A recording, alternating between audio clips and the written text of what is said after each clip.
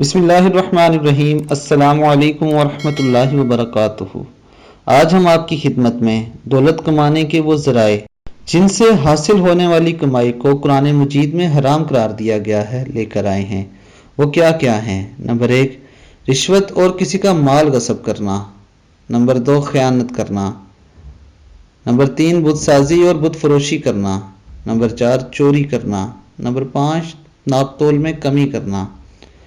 Number 6، مال یتیم میں حق تلفی کرنا، یعنی کسی یتیم کا حق کھا جانا۔ اتفاقیہ آمدنی والے تمام ذرائع مثلاً جوا وغیرہ سب حرام ہیں۔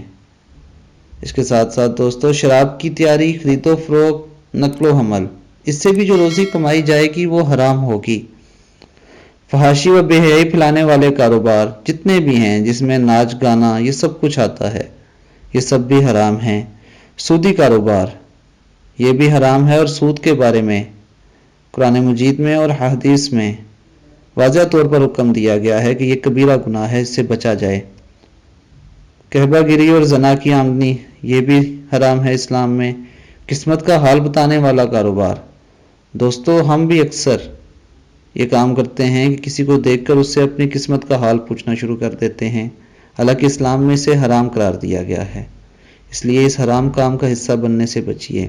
ایسے تمام ذرائع جو اوپر بیان کردہ چیزوں کی مدد کے لیے ہوں یا جھوٹ، فریب اور دھوکے پر مبنی ہوں، ان سب کی کمائی حرام ہے۔